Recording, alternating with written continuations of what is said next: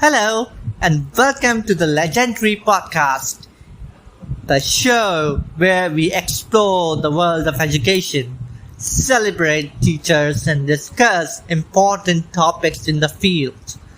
I'm your host, Ammar Khalid, and today is a special day. It's World Teachers' Day. Today, as we celebrate World Teachers' Day, I want to draw attention to a critical issue in education: the lack of emotional connection between teachers and students. In our pursuit of academic excellence, we often overlook the emotional needs of our students. As a teacher myself, I have had the privilege of shaping the lives of many young minds. It's a profession filled with highs and lows, but it's also incredibly rewarding. I remember the day I decided to become a teacher. It was a calling, a passion to make a difference in the lives of my students. But today I want to share a story about someone who inspired me on my own educational journey. Someone who was my favorite teacher. Well, her name was Madam. We called her Ma'am. She was the principal of the Educators Sindhi Muslim Society campus, and she's still alive. She never told me the name of her. She never told her name to anyone, I guess, to any student. But I still know her because we spent like 12 years together. Still, I didn't know her name. So I never asked her about her name, to be honest. I just called her Ma'am. So that lady, she taught me so many things. She taught me more than just facts and figures. What made her stand out was her ability to connect with her students on an emotional level. She didn't just teach, she nurtured. She cared deeply about our well-being, and that made all the difference. On the first day when I went to the school, the ma'am school, I didn't know any word of English. To be honest, because all the primary I studied in Gulistan Shah Abdul Latif school, and they didn't taught us English, to be honest, very well. I didn't know what are parts of speech and even the basics of English. So when I go to new school, it feels like total different to me because it's very modern, structured, and the teachers are very nice over there. Everyone was speaking English, unlike my old school where no one speaks English. So the students they asked me the questions in English, and I couldn't answer that. At that time, I felt embarrassed, and that time, the ma'am come to rescue me, and she taught me English. She saw me crying, so she taught me English the way she never taught to anyone else. And the reason why I'm speaking right now is just because of her. So and just not about English. She gave me the confidence. She boosted my self-esteem. She even went a long way, and we had. She made me a constant member of her school. So I was so amazed, and I was so happy to have some kind of a leader like her. And when I came to grade 7 and went to grade 8 in the same school, I felt that I had become a leader.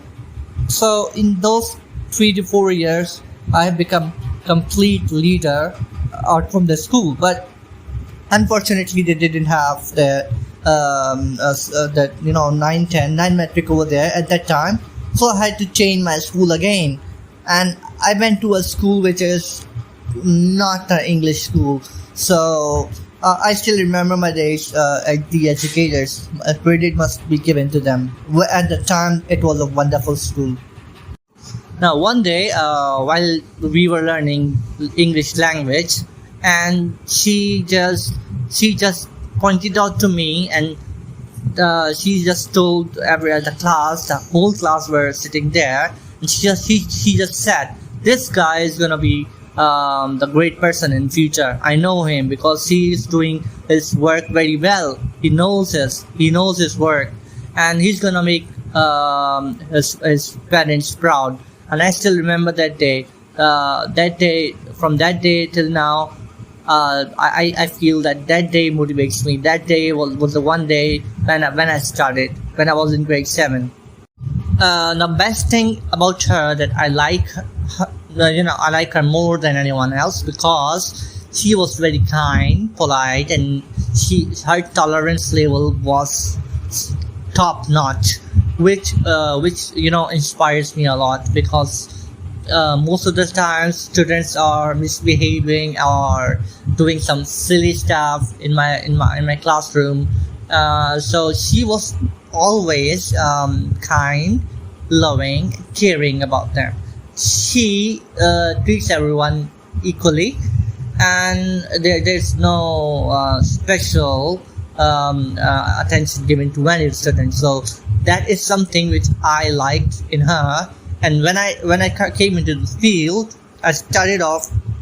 I was thinking that I'm gonna be next ma'am. I'm gonna be next ma'am. So that's the thing which motivates me to come into this field. Children need more than just knowledge. They need a safe space where they can express the emotions, where they can feel loved and cared for. Sometimes a hug from their favorite teacher can mean the world to them. Now, when I was a kid, I remember there was one teacher, and she was from kindergarten. When I was there in kindergarten, she always likes to hug me at the time when I was a kid, like 5 years old. And I really loved it because in my family, no one likes to hug me at all. So I got that, physical attention, which is needed. Like when you hug someone, you feel calm. And whenever my teacher used to hug me, I feel calm, and I feel that there's someone who's thinking about me, who's loving me. So it was nice moment that I remember. One of the best moment, obviously, from the childhood, that one of the teacher used to hug me every day and likes to kiss me sometime. So it was nice as a kid, and I still think about it. Now, if you keep that emotions out of the students and the teachers, like there's a big gap coming up. So, and it's void, and you cannot fill it. If it's missing over there, then there's no value in teaching. To be honest, there's no value in teaching. It's just like, wasting your time, wasting your energy in nothing. So, emotional education is very important to learn, obviously, for teachers and students. Sometimes the students may be feeling sad. They may need a pat on the back, a little hug, or maybe some words that can make them comfortable. And that's what is missing in today's world. I don't feel in many schools where I've been to, they are totally gauging our emotions and also the students' emotions, because when you come to the lower grades, everyone is talking about discipline. That's okay. Everyone's talking about mannerism and everything, but they're not letting the students or even the teachers to explore the things their way. I mean, just showing them your point of view, that you have to follow this. You are telling them that what to do. You're not they're not doing what they want to do. So that's something what I feel is missing in our education system today. But unfortunately, our education system tends to prioritize test scores over emotional well-being. It's time we recognize that emotions matter just as much as academics. So, on this World Teachers Day, I encourage all educators to take a moment to connect with your students on an emotional level. A kind word, a comforting gesture, or simply being there when they need you can make profound impact on their lives. Thank you for joining me on this special episode of the legendary podcast.